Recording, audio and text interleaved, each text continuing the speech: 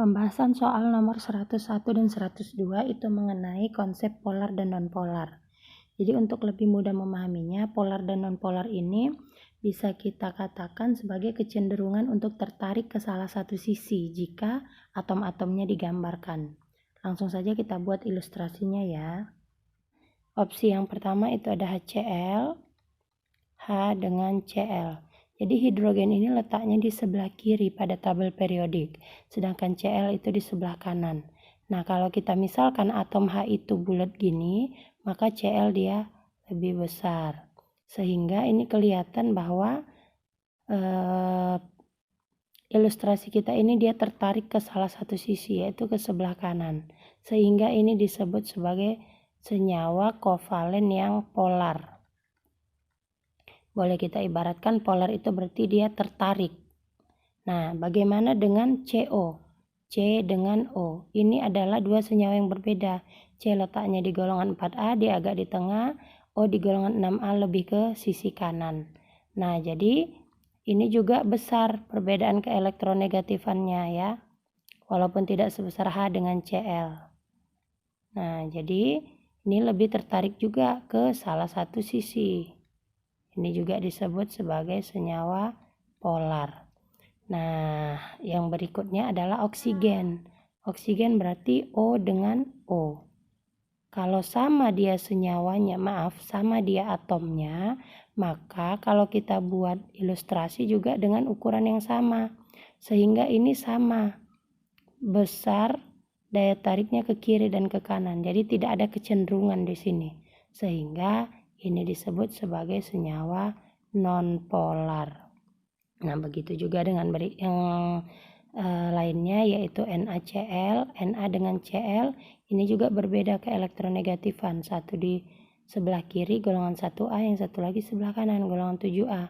Maka ini dia kalau digambarkan ya kurang lebih seperti HCl inilah. Ya, jadi tetap tertarik ke salah satu sisi sehingga NaCl juga disebut sebagai senyawa polar. 102 ya. Ada H2. H2 itu berarti atom H dengan H. Dari sini kelihatan jenis atomnya sama sehingga ini disebut sebagai senyawa nonpolar ya, tidak ada kecenderungan untuk tertarik ke salah satu sisi. Begitu juga dengan senyawa CO2. CO2 kalau digambarkan C sebagai atom pusatnya, O di kiri dan O di kanan, sehingga tidak ada kecenderungan untuk tertarik. Kalau digambarkan dia dengan ilustrasi ini O, terus C-nya besar, O yang ini kecil. Jadi kiri dan kanan itu sama. Tidak ada kecenderungan untuk tertarik ke salah satu sisi, sehingga CO2 juga termasuk senyawa nonpolar. Nah, begitu juga dengan CH4.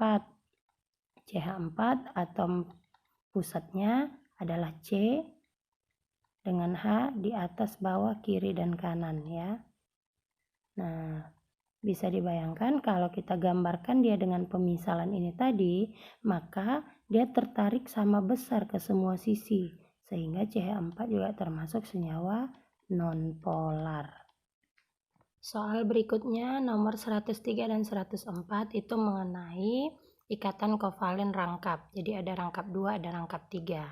Nah, untuk ikatan kovalen rangkap ini dia tergantung dari PeI-nya, pasangan elektron ikatan.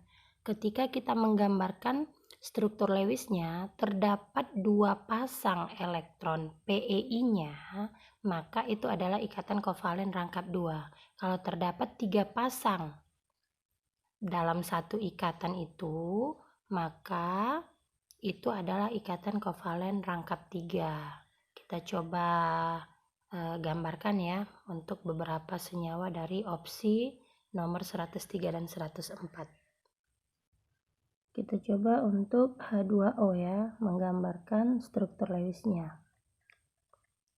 H2O ini berarti terdiri dari atom H dengan atom O. Atom H itu nomor atomnya 1, maka konfigurasinya 1. Atom O nomor atomnya 8, maka konfigurasinya 26. Ini dia elektron valensinya. Maka struktur Lewisnya H punya 1 dan O punya 6. Nah, bagaimana dia berikatan dalam bentuk senyawa? Ini yang menjadi atom pusatnya adalah atom O. Sedangkan H berada di kiri dan kanannya. Nah, ini H, ini milik O.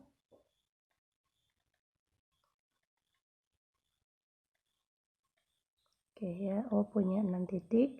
Maka di sini kita lihat ini adalah PeI.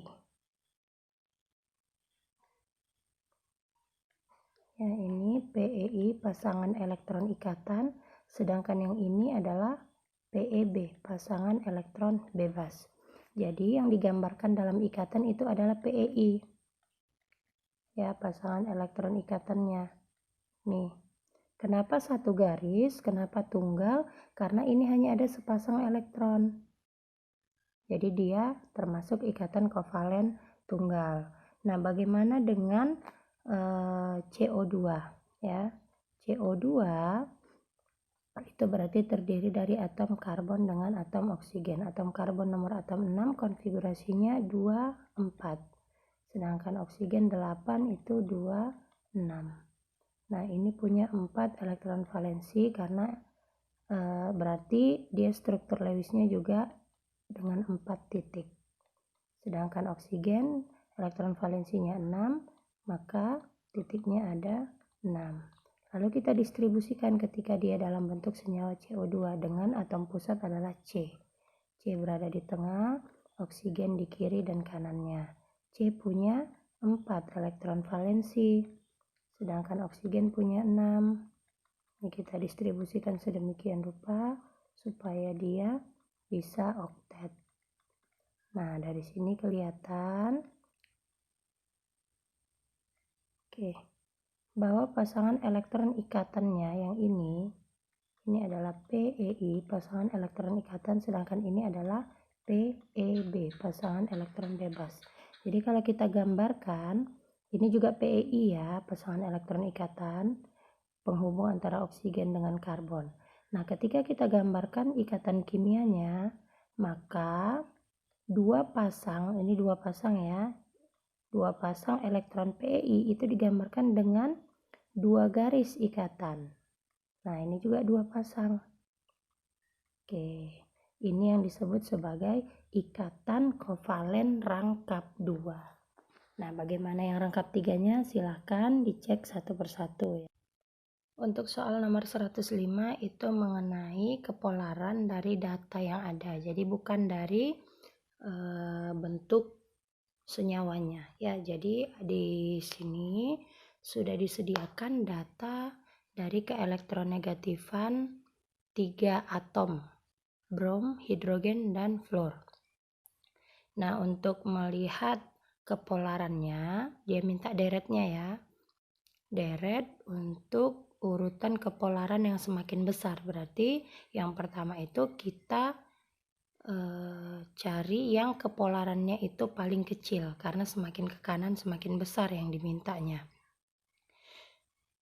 Tinggal kita hitung selisih antara dua atom. H dengan Br selisihnya itu sekitar 0,6 ya, 2,7 dengan 2,1. H dengan F itu selisihnya 2,0. Kalau tadi H dengan BR 0,6, H dengan F 2,0, F dengan BR itu berada di antaranya. Jadi urutannya itu dari yang paling kecil adalah H dengan BR, kemudian F dengan BR, dan yang paling besar adalah H dengan F. Soal yang berikutnya yaitu soal nomor 106. Senyawa karbon dioksida. Karbon dioksida berarti C itu karbon, oksidanya ada 2. Karbon dioksida. Siapa kira-kira di sini yang bertindak sebagai atom pusat ya? Center. Centernya itu berarti yang 1. Itu atom karbon, atom oksigen, atau atom oksida. Nah, silakan kalian gambarkan bentuk senyawa karbon dioksida itu, supaya kelihatan siapa yang bertindak sebagai atom pusat.